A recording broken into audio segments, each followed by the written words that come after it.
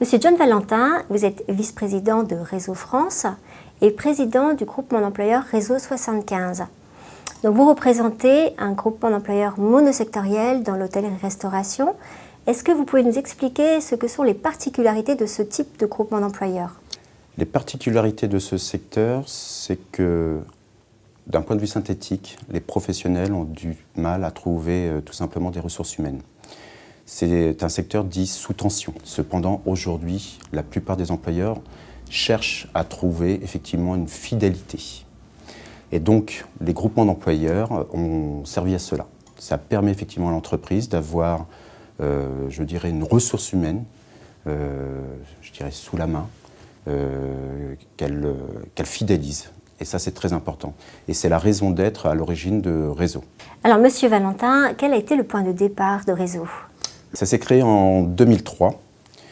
C'était un ensemble effectivement d'hôteliers et de restaurateurs à Nantes qui ont eu du mal à recruter. Ils se sont réunis. Ils ont entendu parler de l'outil, la solution groupement d'employeurs. Donc il a fallu pour eux évidemment appréhender ce statut tout d'un coup. Et tout simplement, ils se sont réunis, ils ont compris le système et ils se sont mis à la tête de cette gouvernance-là parce que évidemment, ce qui est très important dans un groupement d'employeurs, c'est que l'ensemble des employeurs des entreprises adhérentes est à la gouvernance. Voilà. Donc, ils doivent maîtriser leur outil. C'est leur outil. Très concrètement, qu'est-ce que Réseau apporte à ses adhérents? Alors, avant de parler de l'apport, il faut comprendre, je dirais, la typologie des entreprises dites adhérentes. C'est le reflet de la réalité. Le reflet de la réalité, tant dans le secteur de l'hôtellerie et de la restauration, où c'est notre secteur, je dirais, principal d'activité, c'est le reflet aussi de l'économie française, à savoir des TPE, des PME. C'est-à-dire des chefs d'entreprise qui, la tête dans le guidon, sont pris par leur exploitation et ont du mal, évidemment, à se transformer du jour au lendemain en chargé des ressources humaines, d'être un recruteur, de passer les bonnes annonces, de faire un suivi effectivement de leurs ressources humaines jusqu'à la sortie, mais en passant par des problématiques de maladie, etc., visites médicales et autres. Et bien tout ceci, Réseau, l'ensemble des groupements d'employeurs, mais pour nous, Réseau le fait. Il y a un besoin, vous êtes une entreprise adhérente chez Réseau, vous avez un besoin, on va dire un cuisinier.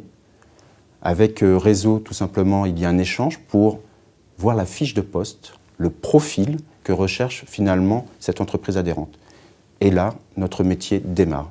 Nous allons rechercher les bons profils, soit nous les avons déjà, ou nous allons les rechercher.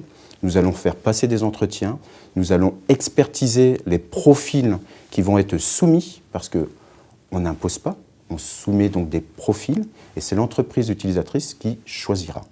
Un coup qu'elle a choisi, si la personne n'est pas connue chez Réseau, eh bien, on rentre dans un cadre d'une embauche normale, c'est-à-dire une DUE, une déclaration donc unique à l'embauche, une visite médicale, etc., etc.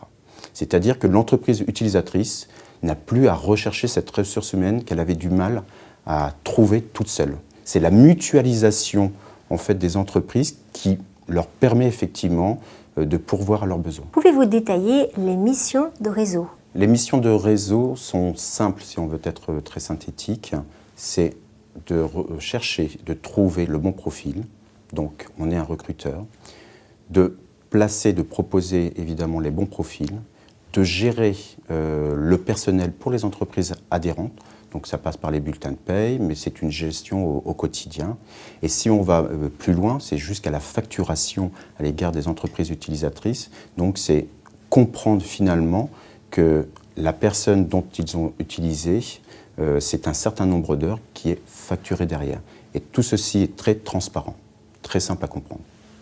Et quels sont les atouts de Réseau pour ses adhérents? Autre avantage et atout avec Réseau, c'est tout simplement de pouvoir proposer des candidats opérationnels. Notre expertise nous permet d'avoir donc des candidats qui, le jour où ils seront mis à disposition auprès de l'entreprise, pourront travailler tout de suite, puisqu'on travaille sur les compétences. Ça, c'est très important.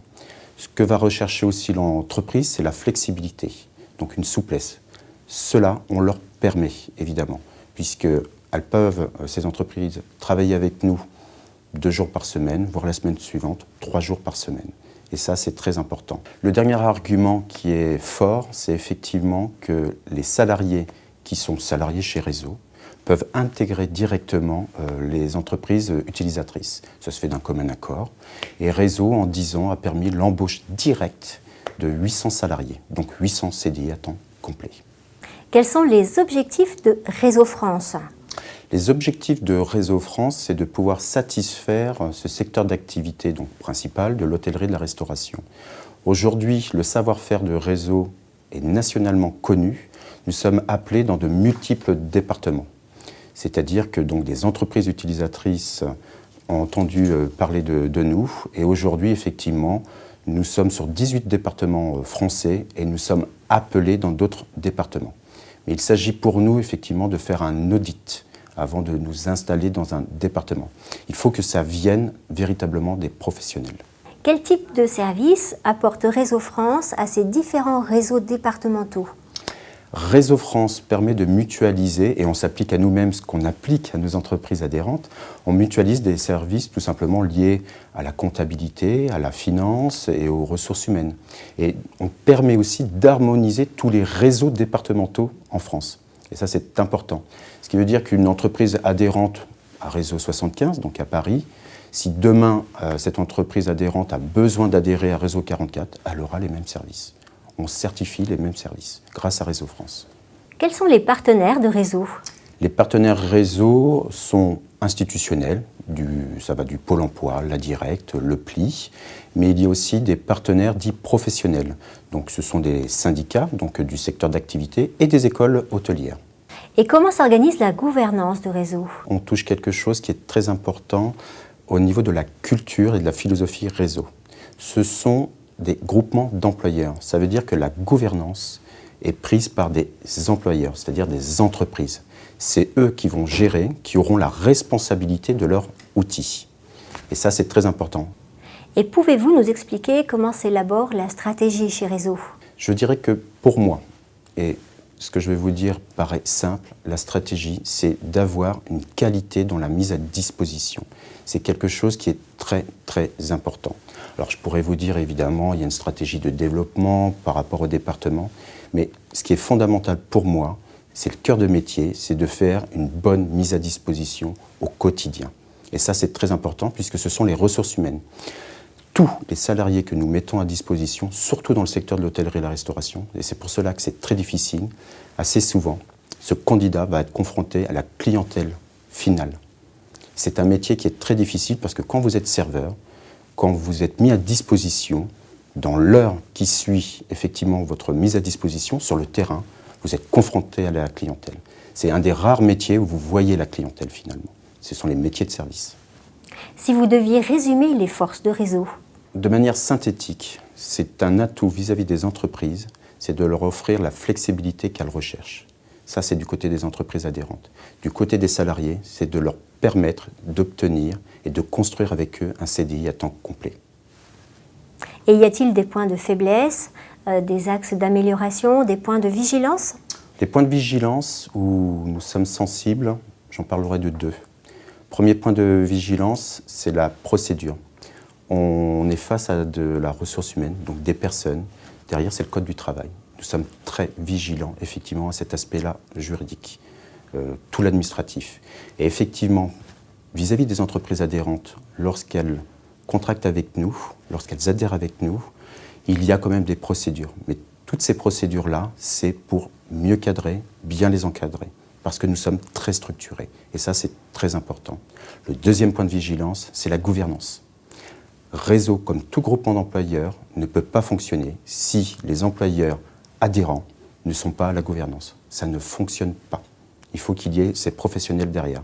Donc je dirais, pour synthétiser, au niveau administratif et au niveau de la gouvernance, on est très vigilant.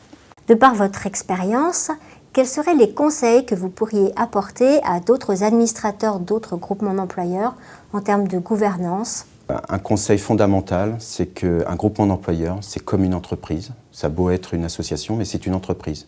C'est une entreprise qui embauche et qui met à disposition. Donc là-dessus, il faut être très vigilant. Donc ça demande de la part des entrepreneurs, des entreprises adhérentes, d'être très vigilantes par rapport aux aspects juridiques et administratifs.